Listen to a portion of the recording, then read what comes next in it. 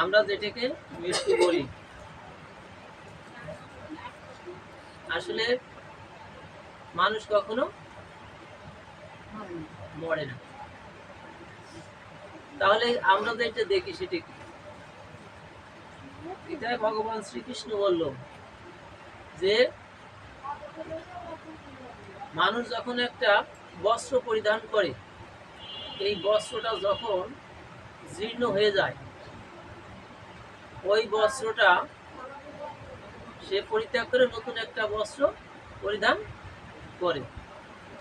এই আত্মাও তদ্রূপ। আত্মাও তদ্রূপ কি করে? এই দেহটা যখন জরাজীর্ণ হয়ে যায়, এইটা পরিত্যাগ করে সে নতুন একটা শরীরকে আবার আশ্রয় করে। আমরা কিভাবে মানুষকে করুণা প্রদর্শন করতে হয় সেইটাও বুঝি না। কারণ কি, একজন মানুষ সাগরের মাঝে পড়ে গেছে, তাকে উদ্ধার করার চেষ্টা না করে যদি তার পোশাকটা যাতে না ভিজে যায়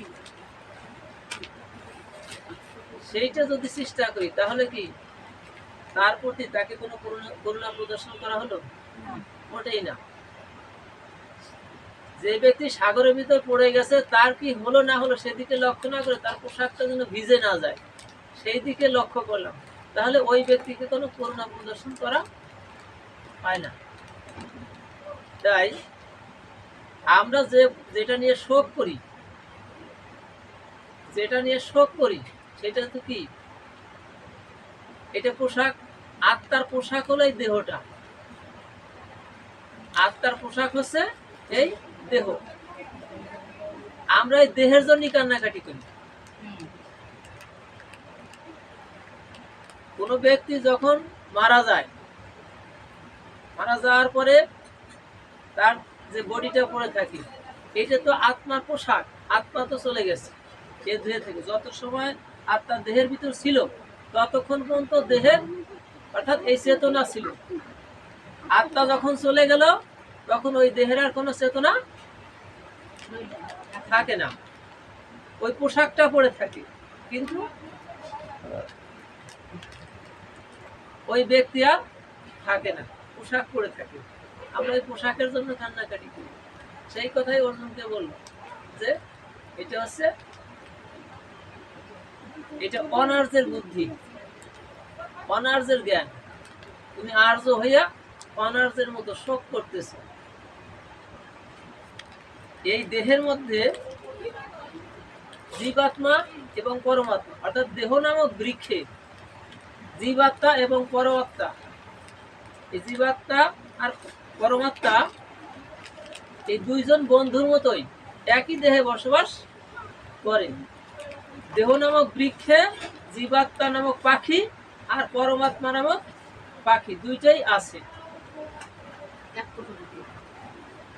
একই বৃক্ষে। এখন দুইজনই বন্ধুর মতো।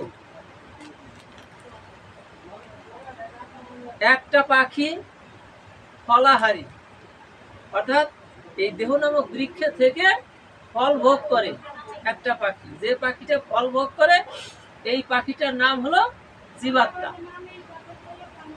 আর আরেকটা পাখি কি করে, সে অন্য পাখির যা করে সেগুলি অবলোকন করে, মানে সেটা সে দেখে যে ওই পাখিটা ফলাহারী পাখিটা কি করে দেহের ভিতর থেকে, এটা সে পর্যবেক্ষণ করে। এই পর্যবেক্ষণ যে পাখিটাই করে এই পাখিটা হচ্ছে পরমাত্মারূপী পাখি। এই জীবাত্মা এই দেহ থেকে কি কি কাজ করে সমস্ত কিছু পরমাত্মা রূপে, ভগবান পরমাত্মা রূপে, সাক্ষী রূপে ওই দেহের ভিতর থাইকে ওইটা সে দেখে। আমি গোপন প্রকোষ্ঠেও একটা হীনকর্ম করলাম, ভাবলাম জগতের কেউ দেখলো না, কিন্তু তা নয়। ওখানে পরমাত্মা রূপে ভগবান ওইখানে সাক্ষী রূপে সব কিছু দর্শন করতেছে, আমি কি করছি। এবং জীব যখন এই দেহ ছেড়ে, যখন জীবাত্মা এই দেহ থেকে যখন চলে যাবে, তখন কি হবে, এই 5টা জ্ঞান ইন্দ্রিয় আছে, এই 5টা জ্ঞান ইন্দ্রিয়ের কর্ম আর মন একে নিয়ে সে যাত্রা শুরু করবে।